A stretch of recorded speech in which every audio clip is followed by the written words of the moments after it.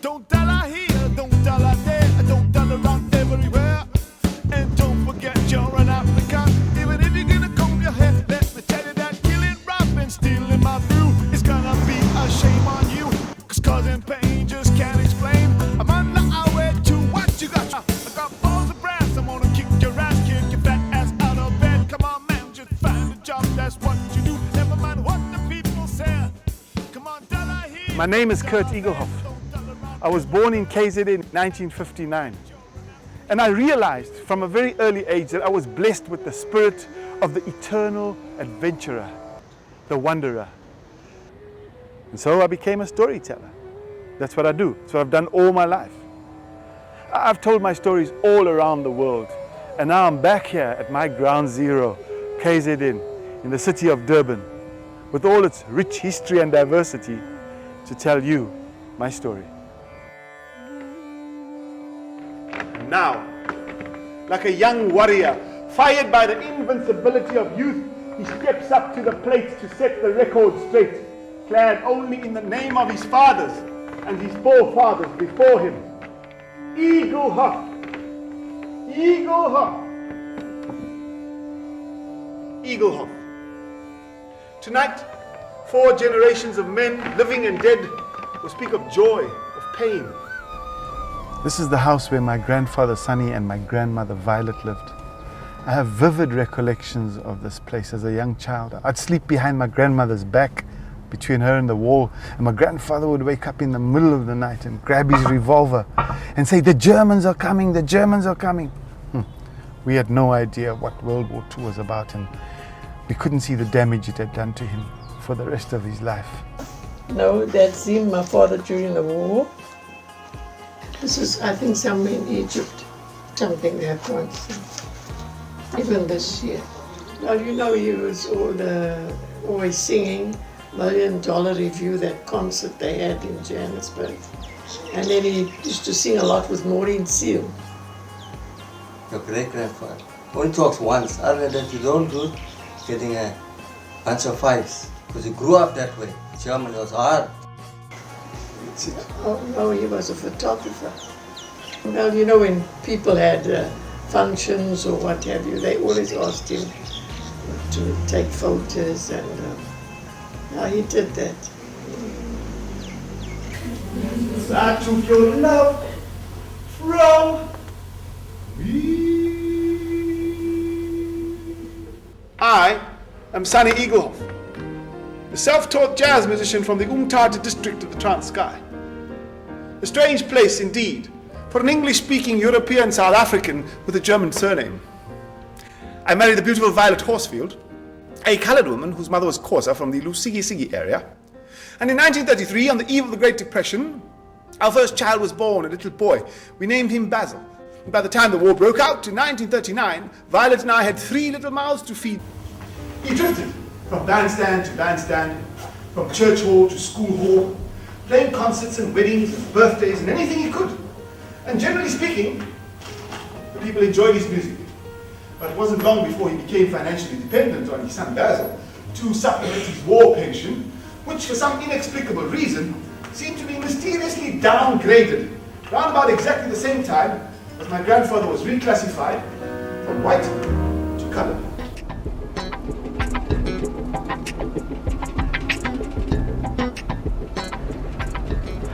So this is the area where I was born and raised. It was called Sparks Estate because it belonged to a family, Sparks, the settler family in the late 1800s. My father acquired a plot here and measured it out one step at a time and built our family home. That was his legacy for us. It broke my heart irreparably in 1981 when my family got rid of this house.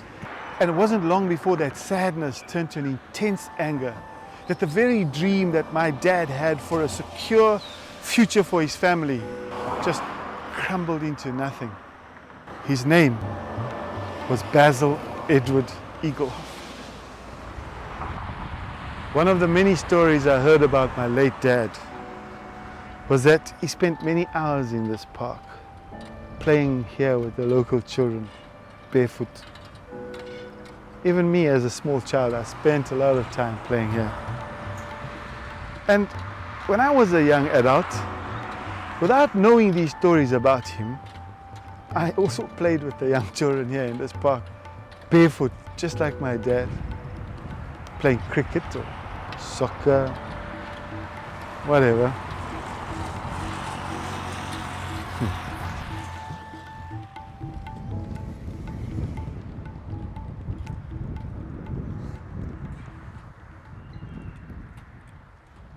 Yeah, he was hardworking, very intelligent too. Yeah, and he worked at the whaling stations and he was a foreman there.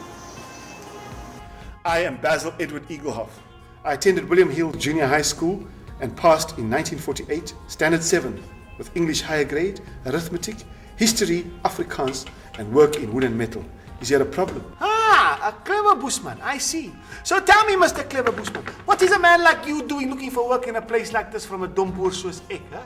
Don't answer that. Look around you. This is a whaling station. Do you see the need here for history, for arithmetic, for work in wood and metal, and more especially for English higher grade? You're the man in charge, Mr. Supervisor.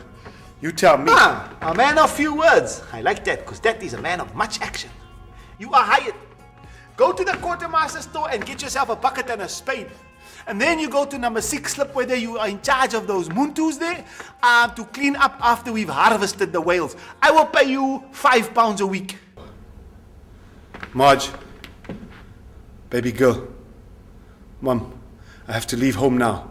It's my new job.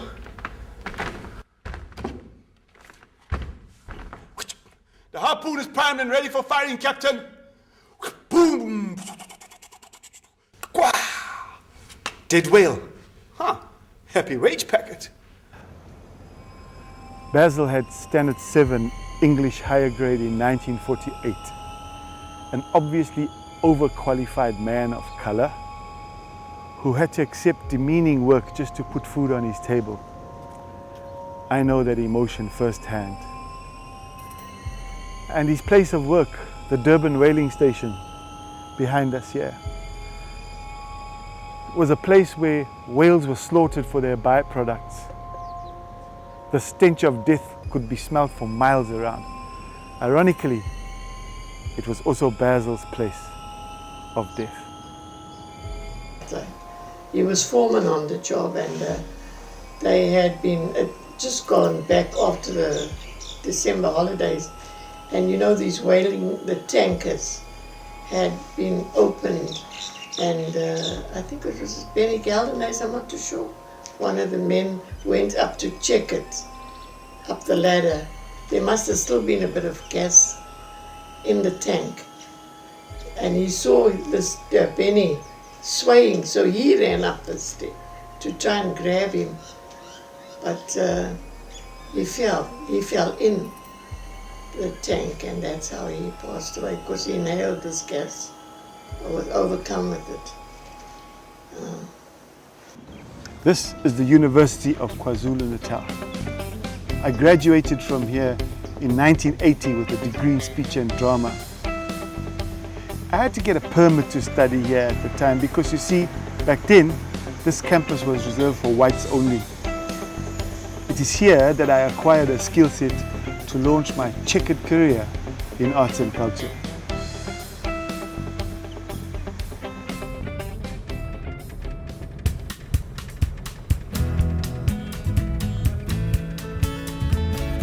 My mother was born here in 1932.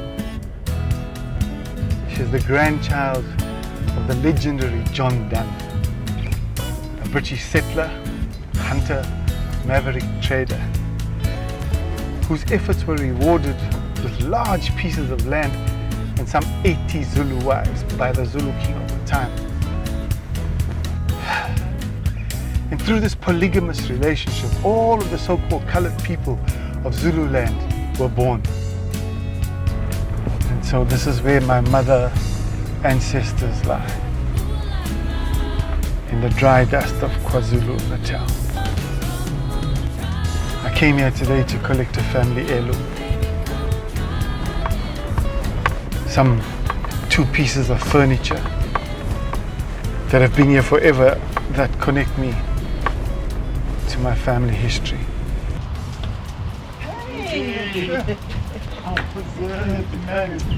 Hello. How's everybody?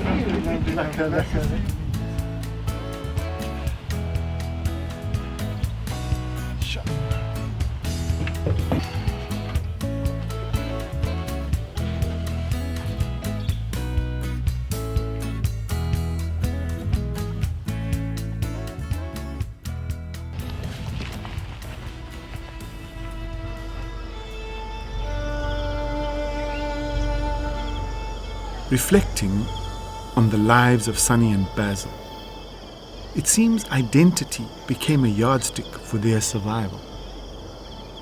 If you are this, then you don't qualify for that, and vice versa.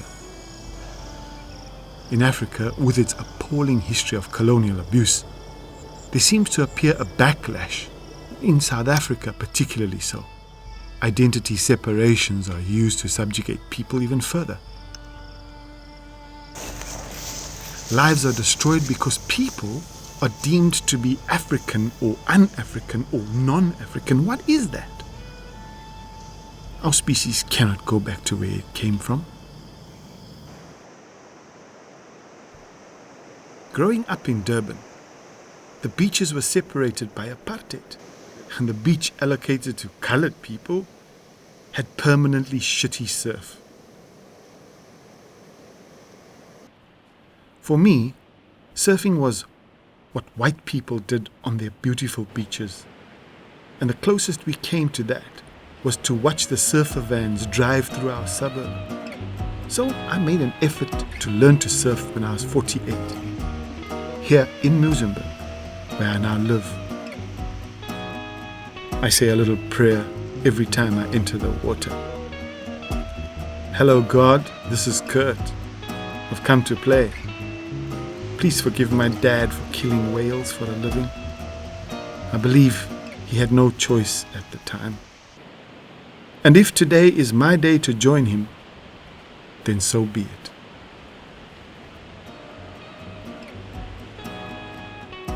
I am a storyteller, a wanderer, an adventurer, with the responsibility to this earth and its story.